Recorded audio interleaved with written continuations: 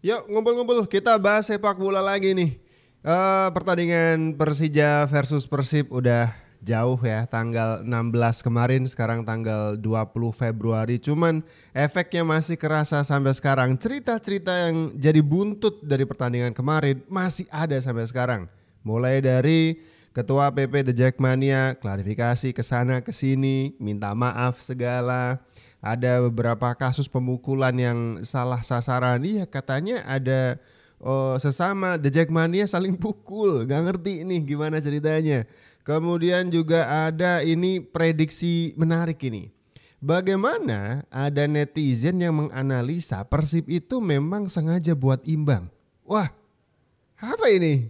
Ya, Counter attack ini berawal dari hand-hand yang mampu ngeblok tendangan Raka Cahyana. Di sini sebelum hand-hand lari, ini seolah-olah ada kode dari Klopp yang memang mengatakan hand-hand ini untuk delay ya. Di sini sebenarnya bisa aja ya hand-hand ini langsung umpan ke Rian Kurnia di sisi sebelahnya.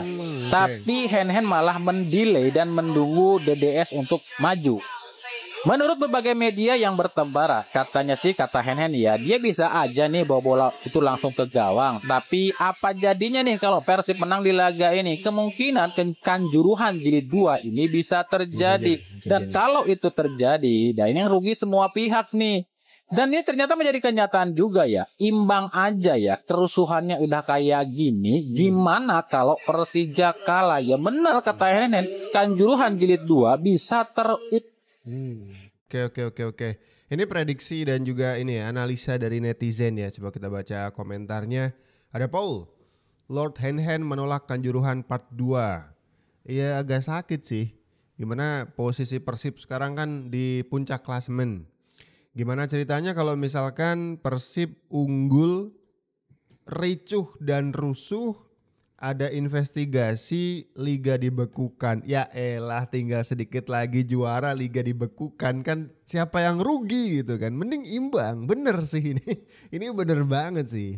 Si Zias lebih baik seri daripada liga berhenti. Bener, daripada liga berhenti tuh. Ada Mas TH, comeback 2-3 Kanjuruhan 4-2 dan gagal juara karena liga dibekukan. Udah banyak yang prediksi juga ya.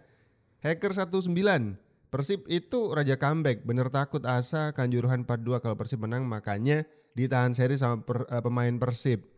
Ini analisa netizen ya. Saya membacain aja. Bukannya kita mau mendiskreditkan kemampuan dari Persija, enggak. Persija mainnya bagus. Unggul dulu loh 2-0. Ya meskipun disamain jadi 2-2 gitu. Ada Cino JR. Mana nih? Pas hand lari, lihat deh para pemain Persija di bangku cadangan. Waduh, ada tayangan ulangnya nggak? Nanti saya cari deh. Ribut, oh ini mungkin pemain Persija yang ada di bench itu udah khawatir. Waduh 3-2 nih gitu ya. Ternyata enggak, ternyata di delay bahkan di pas ke belakang ke DDS ya. Ribut Wahyudi, sekarang tahu kan siapa raja? Udah nyombongin dulu. Bentar, belum ada pengukuhan juara Liga 1 sekarang. Jadi santai aja kawan ya. Santai dulu. Cuman kalau misalkan benar prediksi ini Persib memang mentarget seri, kita bisa mengonfirmasi ketika pemain-pemain antara pemain Persib dan pemain Persija keluar dari stadion pasca pertandingan. Kita bisa membandingkan bagaimana pemain-pemain Persija keluar dari stadion dengan wajah menunduk dan muka lesu, sedangkan hasil seri ini direspon dengan senyum pemain-pemain dan juga official Persib. Berarti kalau disambung-sambungin nih, bisa jadi bener. Persib memang ngincer imbang aja. Daripada liga beku ya kan, dibekukan, diberhentikan. Ini udah selangkah lagi Persib bakal jadi juara kan gitu. Masa iya gak jadi. Gara-gara cuman unggul di kandang lawan gitu. Rusuh dan ricuh. Gak ada unggulnya atau nggak ada bobotoh terus kemudian lawan apa istilahnya hasilnya itu seri, itu ada ricuh, ada rusuh di sana ya kan, apalagi kalau unggul nanti.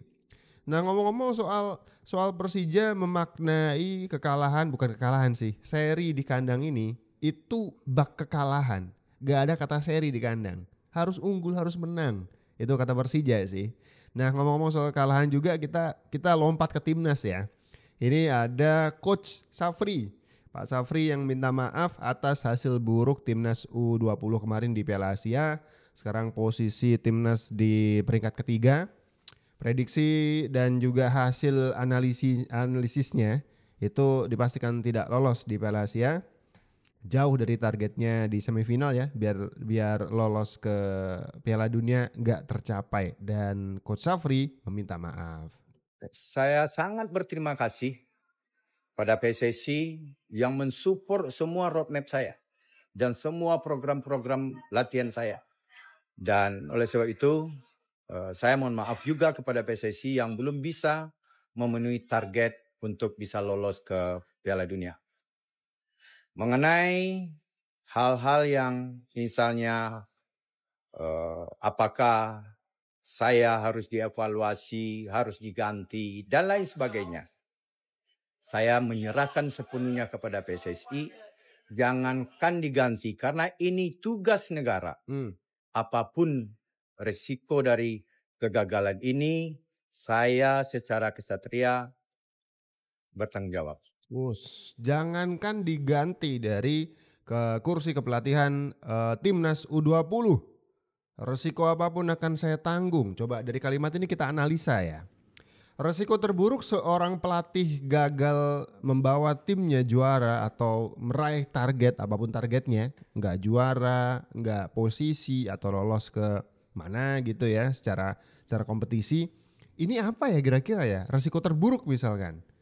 Kan Coach Safri tadi mengatakan jangankan diganti. Emang ada resiko yang lain atau di atasnya dari resiko diganti bagi seorang pelatih? Nggak mungkin kan? Gagal membawa timnas terus di penjara gitu kan, nggak mungkin, bakal lucu banget. Ya kan? Nah ini kemudian banyak publik sepak bola tanah air yang membanding-bandingkan bagaimana hasil yang dirasakan publik sepak bola atas tangan dingin STY dibanding dengan tangan dinginnya Coach Safri ini.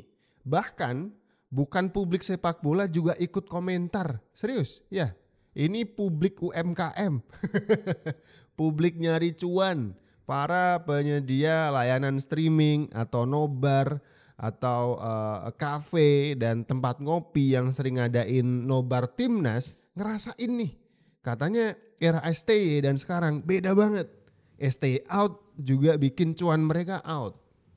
Antusias penonton timnas Indonesia menurun usai Shin Tae-yong tak lagi melatih. Itulah yang dirasakan oleh para UMKM atau pedagang-pedagang tongkrongan rumahan yang menyediakan tontonan nobar timnas Indonesia. Dalam sebuah video terlihat lapak dagangan UMKM tersebut terlihat sepi dan tak ada pengunjung. Padahal saat itu timnas U20 Indonesia asuhan Indra Safri sedang berlaga di Piala Asia. Tentunya ini berbanding terbalik dengan timnas asuhan Shin Tae-yong dahulu yang selalu saja ramai di setiap timnas kelompok umurnya. Bagaimana menurut kalian? Kok saya mengamini ini ya?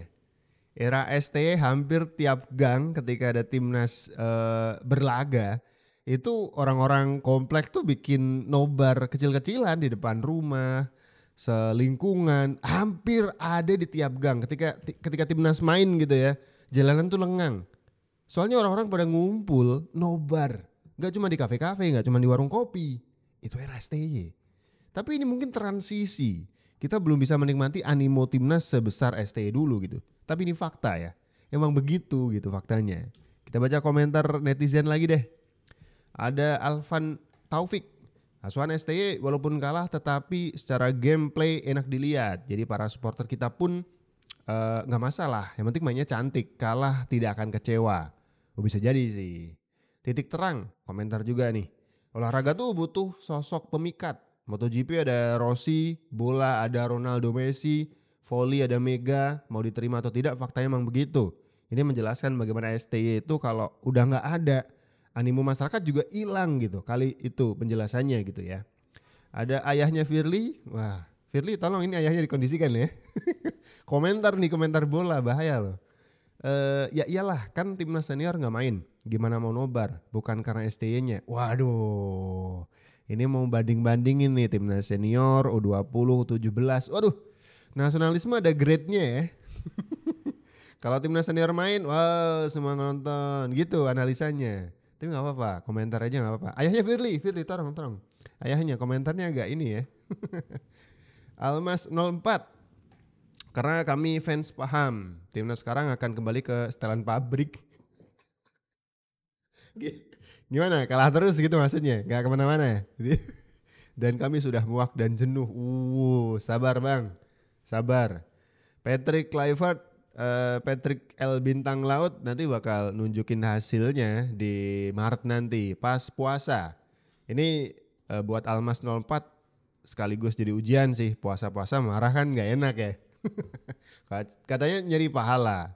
Timnasnya kalah misalkan tuh nggak boleh maki-maki ya kan. Jadi dijaga hatinya. Itu juga yang membuat kita nanti dewasa sebagai supporter timnas ya. Pertandingan timnas di bulan puasa. Waduh, ujiannya double. Coach Hendry termasuk gua nggak nonton lagi. Waduh, jangan pesimis begini. Kita sebagai supporter timnas mesti optimis ya.